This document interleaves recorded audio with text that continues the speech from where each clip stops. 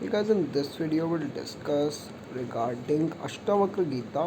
अष्टावक्र गीता जो है वो बहुत डायरेक्ट है और जो गीता भगवद गीता है उसमें बेसिक लेवल से स्टार्ट किया हुआ है, जिसमें पहले कर्म योग, ठीक है, फिर भक्ति योग, ज्ञान योग, सारी चीज़ें हैं। बट अष्टावक्र गीता में बहुत ही डायरेक्टली ट्रुथ के बारे में बात की गई है। राजा जनक ने ज्ञान प्राप्ति एवं मुक्ति हेतु अष्टावक्र के सामने जिज्ञासा की है, हे प्रभु, ज्ञान कैसे प्राप्त होता है, मुक्ति कैसे होती है और वैराग्य कैसे प्राप्त होता है, यह मुझे कहिए। ओके, जनक जी पूछ रहे हैं कि मुक्ति को कैसे प्राप्त करें, फ्रीडम। ओके, अष्टावक्र जी ने कहा, हे प्रिय, यदि तू मुक्ति चाहता है तो विषयों को विष के समान छोड़ दे और क्षमा, अजेय सरलता, दया, संतोष और सत्य को अमृत के समान सेवन कर। विषय मतलब सब्जेक्ट। अब ये सब्जेक्ट क्या होता है? ओके, विषय का मतलब हो गया सब्जेक्ट।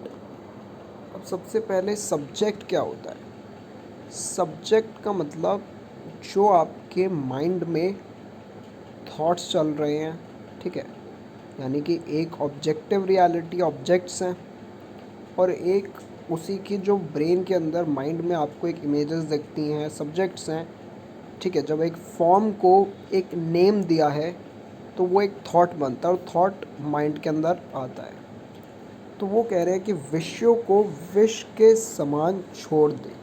तो जो भी सब्जेक्ट्स हैं, जो भी आपके माइंड में चल रहा है, उसको पॉइज़न की तरह पी जाओ, ठीक है। उसको विष बोला गया है, पॉइज़न, क्योंकि अगर आपने उस चीज़ को पकड़ लिया तो वो एक ऐसे लूप में फंस जाओगे जहाँ से अनंत काल तक अगर निकल नहीं पाओगे, अगर उसी रियलिटी को सच समझ लिया। जो कि विषय कहीं है नहीं, वो सिर्फ़ और सिर्फ एक प्रोजेक्शन है, ठीक है। तो वो कह रहे हैं कि विषयों को विष के समान छोड़ दो और क्षमा, ठीक है ना, अपने आप को क्षमा कर दो। अजर, सरलता, एकदम सिंप्लिसिटी ले आओ। दया, लोगों को माफ़ कर दो। संतोष, सेटिस्फैक्शन ले आओ। और ट्रुथ को अमृत के समान सेवन कर लो।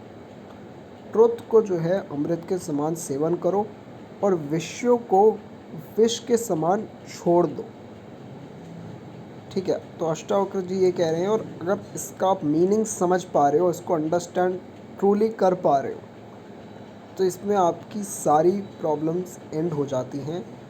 क्योंकि सारी जो भी आपकी मेंटल प्रॉब्लम्स हैं, 95% प्रॉब्लम्स मेंटल हैं। तो मेंटल प्रॉब्लम्स सारी की सारी एंड हो जाती हैं अगर आप इस चीज़ को पूरी तरह समझ जाओ कि विषयों को विष के समान पी जाओ और ट्रुथ को अमृत के समान सेवन कर लो। अगर इस चीज़ की आप प्रैक्टिकली समझ पा रहे हो कि word is not the thing, but अगर आप उसके एग्जैक्ट मीनिंग को एकदम क्लैरिटी के साथ समझ पा रहे हो तो आपको समझ आएगा। तो अब वो कहते हैं, तू ना पृथ्वी है, ना जल है, ना अग्नि है, ना वायु है, ना आकाश है। मुक्ति के लिए अपने को इन सबके साक्षी चैतन्य रूप जान।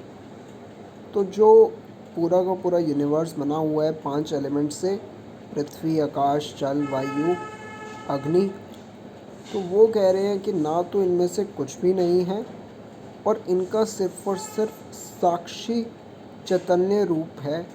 तो उसको सिर्फ और सिर्फ उसकी तरह जान। और अगर आपने थोड़ा सा फिज़िक्स पढ़ी है तो आपको पता होगा कि स्पेस टाइम कॉन्सेप्ट होता है, ठीक है। तो एक्चुअल में जो भी चीज़, मतलब जो क्वांटम फिज़िक्स है, उसमें जो भी चीज़ हम मैटर की तरह पढ़ते हैं, वो डीपेस्ट लेवल पे जाके एक्चुअल में मैटर नहीं है, वो एक इलेक्ट्रॉन है और वो एक वेव फंक्शन होता है जिसकी यूनिट्स ना एनर्जी जैसी होती हैं ना मास जैसी होती है। तो एक्चुअल में जो मैटर समझते हैं वो भी मैटर नहीं है, इसको साउंड ऑफ साइलेंस या फिर कॉन्शियसनेस कहा जाए या इसको इन्फिनिट कह सकते हो। तो एक्चुअली हमें भी साइंटिफिकली हम कह सकते हैं कि हमने रिसर्च करी है, बट वो भी हमने किसी इंस्ट्रूमेंट के थ्रू करी है जो मैटर का ही बना है। तो हम मैटर के थ्रू ही मैटर की रियलिटी कैसे जान सकते हैं? दे